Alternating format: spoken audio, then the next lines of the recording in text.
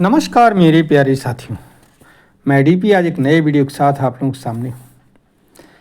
दोस्तों, आज शाम होते होते यहाँ पर एक ईरान वार को लेकर के एक नई खबर आई। हालांकि परसों की कल की खबर बड़ी डरावनी थी।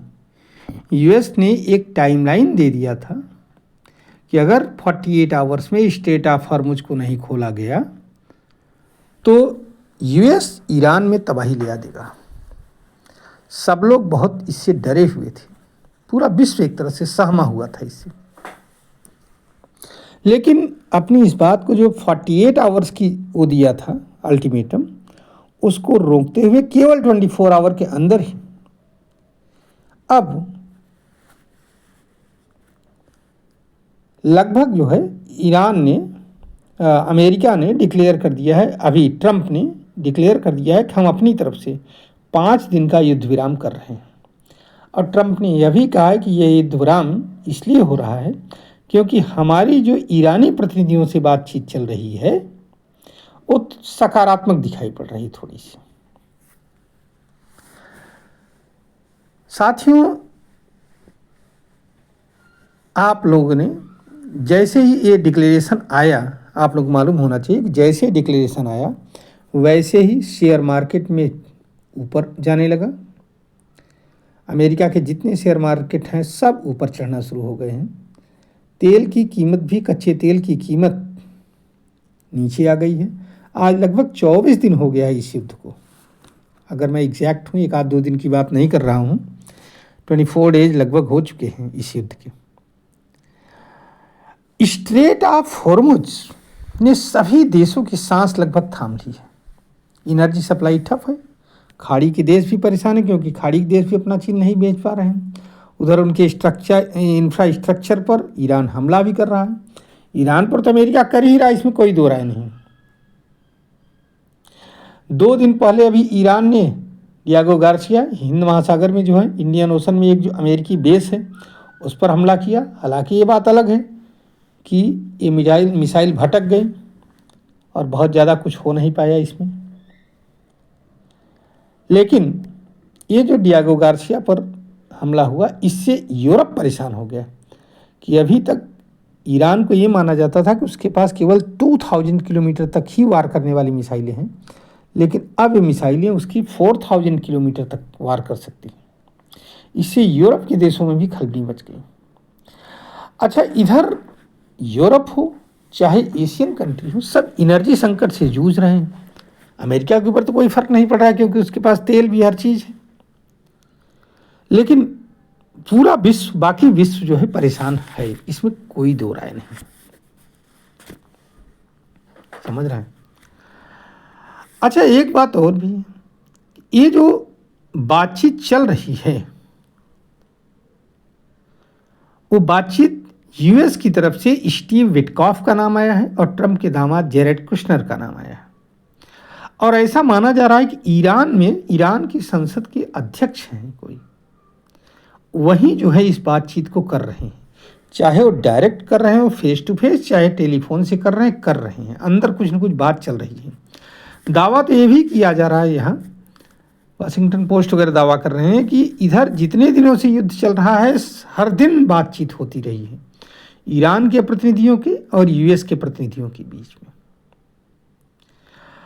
अब ईरान ये कह रहा है कि हमारी कोई यूएस के प्रतिनिधियों के साथ कोई डायरेक्ट या इनडायरेक्ट टॉक हो ही नहीं रही है।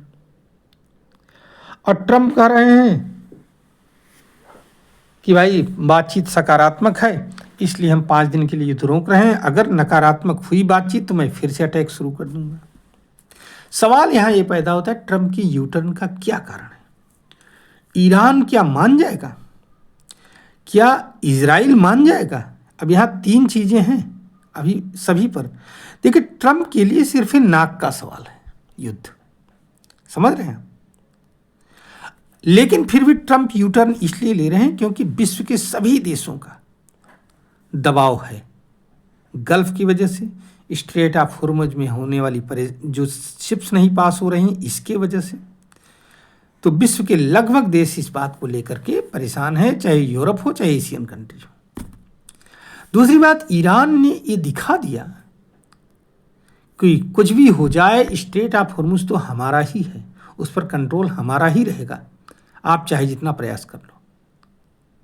और ट्रंप इस समय नहीं चाहते हैं कि हमारे यहाँ की जन हानि हो। मशीन की हानि तो हो चुकी है, पता नहीं कितनी F-16 F-35 वगैरह गिर चुके हैं, हाँ, मिसाइलें एक से गिराई जा रही हैं, लेकिन जन हानि न हो। यूएस का पिछला अनुभव रहा है, यूएस जो है पहले से ही अनुभव है कि वो कोई युद्ध बहुत ज़्यादा जीत नहीं पाया, बस बीच में ही छोड़ छाड़ के भाग जाता है। चाहे अफगानिस्तान की बात कर लो, चाहे वियतनाम की बात कर लो,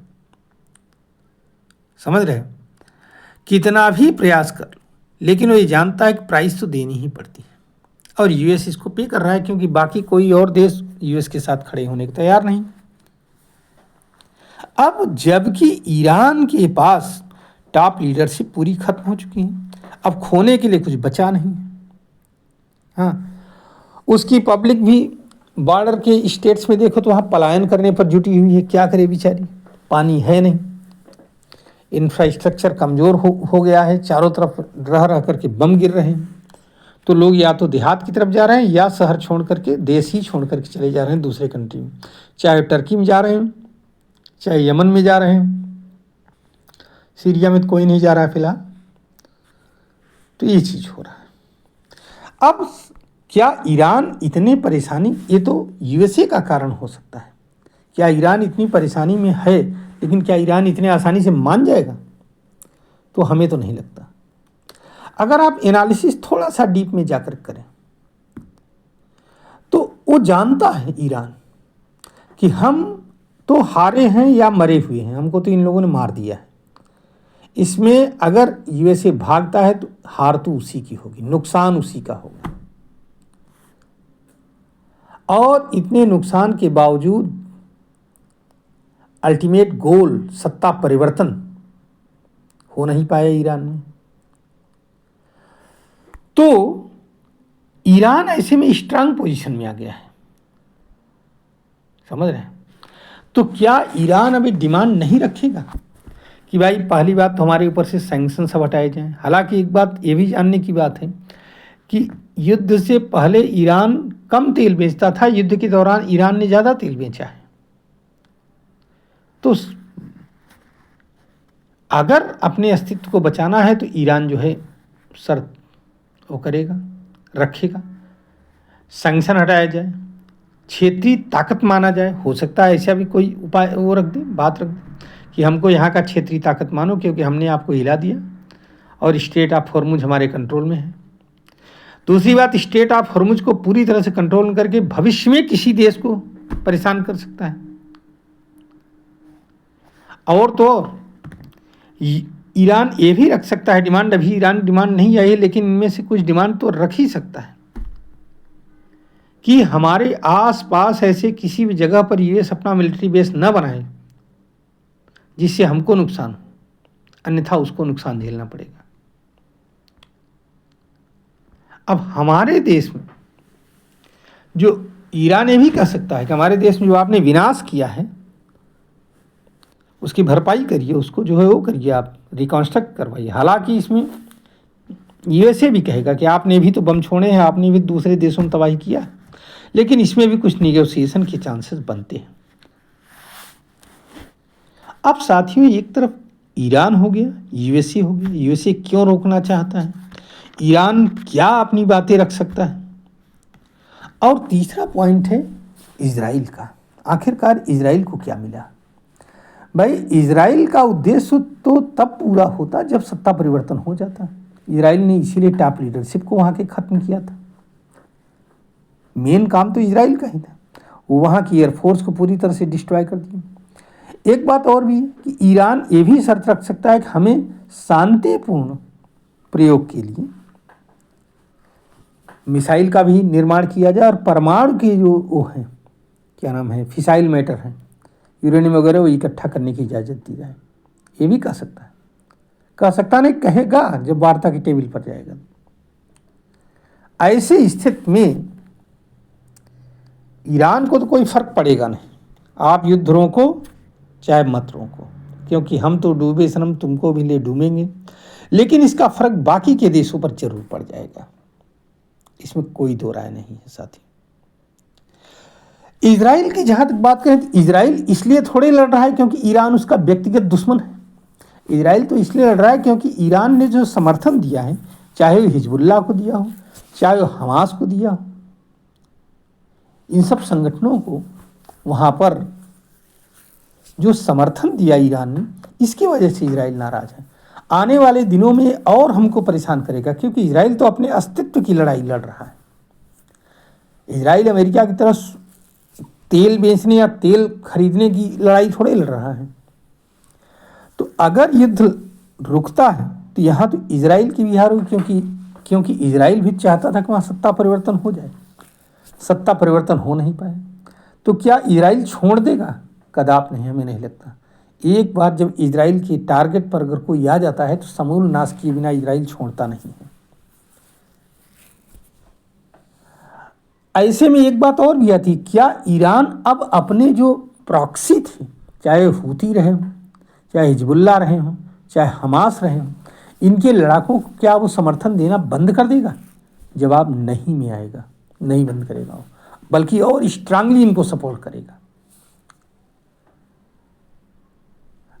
मैं अपना वीडियो साथियों लंबा हो रहा है, इसलिए मैं यहीं पर बंद कर रहा हूं विश्लेषण को अपने। आप क्या सोचते हैं कि युद्ध खत्म कैसे होगा और कौन जो है इस युद्ध में एक्चुअल में विजेता बनकर के उभरेगा? अगर आपके कुछ विचार हैं तो ज़रूर आप शेयर करिए। फिलहाल मैं अपनी वीडियो को यहीं पर समाप्त कर रहा हूँ। नमस्कार, जय हिंद, जय भारत, वंदे मातरम। उम्मीद करता हूँ कि आप सभी लोग स्वस्थ होंगे। एक बार पुनः नमस्कार साथियों। अगर हमारा वीडियो पसंद आए तो आप इसको लाइक करिए, शेयर करिए और वीडियो को और हमारे चैनल को भी सब्सक्राइब करिए साथियों। धन्यवाद, नमस्कार, जय हिंद, जय भारत, वंदे मातरम।